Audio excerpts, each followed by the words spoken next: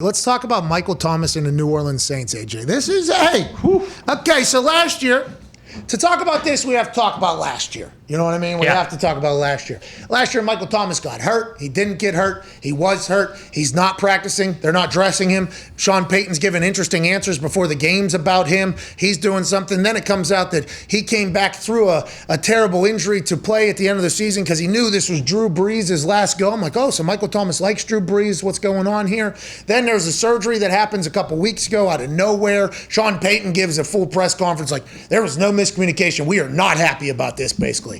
Then Michael Thomas takes to social media and says, basically, since I'm being quiet, I'm saving everybody else's reputation or something like that. Then there's reports that they tried to damage your reputation. You saved theirs by not telling your side of the story at Can't Guard Mike. Is he talking about himself? Is he talking about somebody else's situation? We don't know. It is easy to kind of jump to the case that Michael Thomas and Sean Payton seem to be going through something. Sean Payton said, I'm not doing press conferences based on social media. He already answered this entire thing. It's getting wild down there. They got no quarterback. Jameis is getting beat up by those blocking pad things. Yeah. He's bouncing back on the other side of that. They had to change their entire roster for the salary cap. They got no Drew Brees. Sean Payton and Michael Thomas seem to be at odds. Will Lutz has some core injury. He's an absolute superstar kicker. He's going to be out for a while, they're saying. Is all hell broken loose for the New Orleans Saints, AJ Hawk?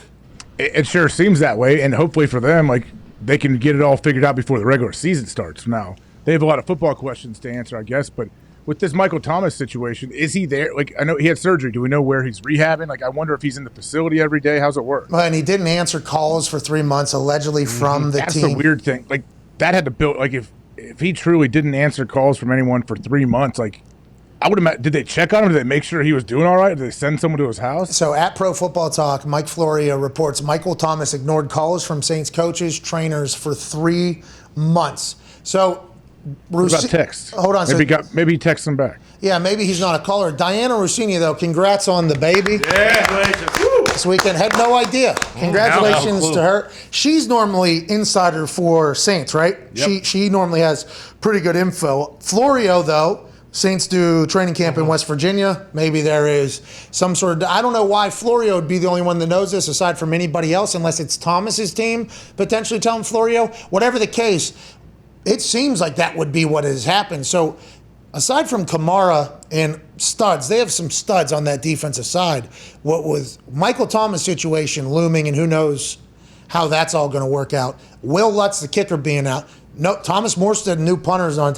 The Saints are a massive question mark. What's their over-under? It was 9, or it was 9 when I bet the under when the Michael Thomas news came out last week. I will find the new one if there is one. Yeah, because, listen, Tom Brady shows up and what? The teams just start falling. Get Julio Jones the fuck out of here. Kanye's moving into the stadium. The Saints are, I mean, what is going Still on at down? 9. Still over-under at 9. The NFC South, Bucks are minus 185. Saints plus 330. Falcons plus 700.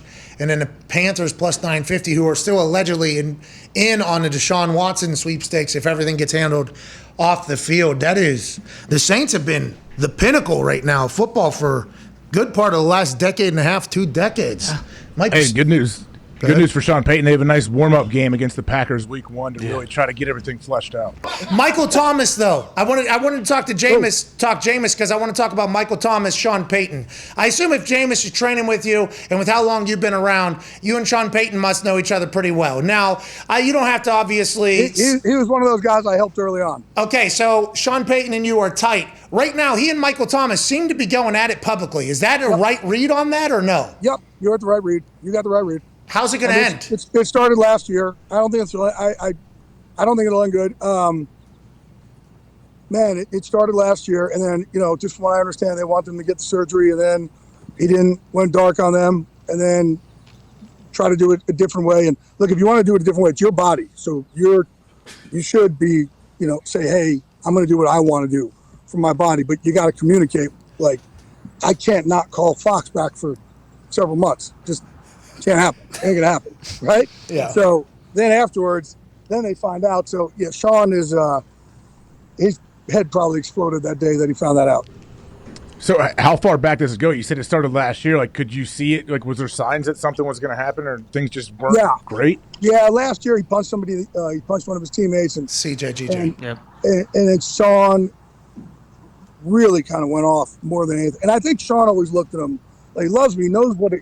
Because Michael Thomas is a dude that you see him. He competes, man. Right? He is that's who you want out there.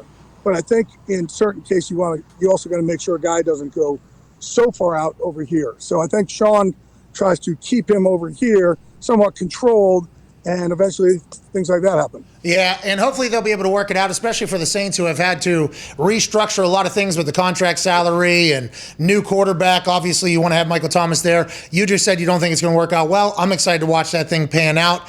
I know the boys have a couple questions for you. Go ahead, Ty. Jay, you reported at the Hall of Fame game that if Rodgers doesn't like the situation with the front office, that they've agreed at the end of this year they will trade him. When did that come about? Because I feel like that kind of slipped through the cracks, and that wasn't really reported initially when he did sign the new contract.